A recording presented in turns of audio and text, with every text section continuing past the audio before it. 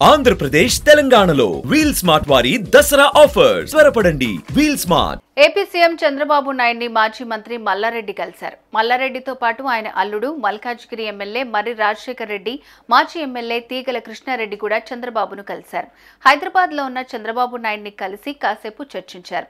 అయితే మల్లారెడ్డి మాత్రం తాను పెళ్లి పత్రిక ఇవ్వడానికి వచ్చానని మీడియాకు తెలిపారు. కానీ తీగల కృష్ణారెడ్డి మాత్రం తాను టీడీపీకి పూర్వ వైభవం తెచ్చేందుకే కలిశామని తెలిపారు.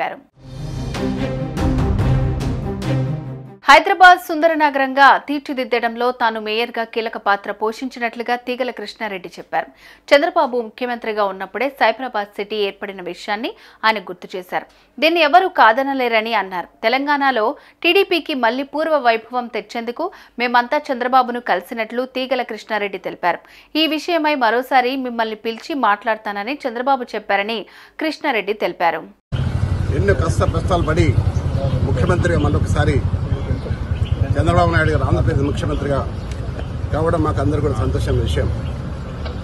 ఆనాడు ఎన్టీ రామారావు పాలన మళ్ళీ రావాలని ఈ తెలంగాణలో కూడా మళ్ళీ ఎన్టీ రామారావు ఏ విధంగానైతే పేద బడుగు వర్గాల ఆశాజ్యోతిగా నిలిచాడో ఆ విధంగా తేవాలన్న ఉద్దేశంతో ఈరోజు వారికి కలవడం జరిగింది.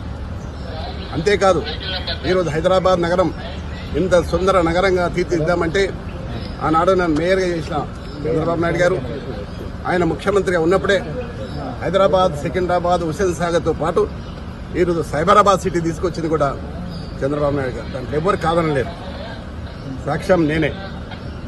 ఈ హైదరాబాద్ నగరంలో clean and green the best city award, the best tourism award తీసుకొచ్చింది కూడా చంద్రబాబు నాయుడు గారు.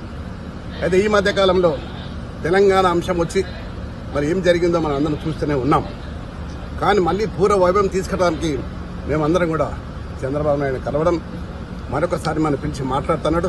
తప్పకుండా మళ్ళీ ఆనాడు ఎన్టీ రామారావు గారు ఏ విధంగానైతే పరిపాలన చేసిండో ఆ విధంగా చేస్తానికి మేమందరం కూడా కృషి చేస్తాం.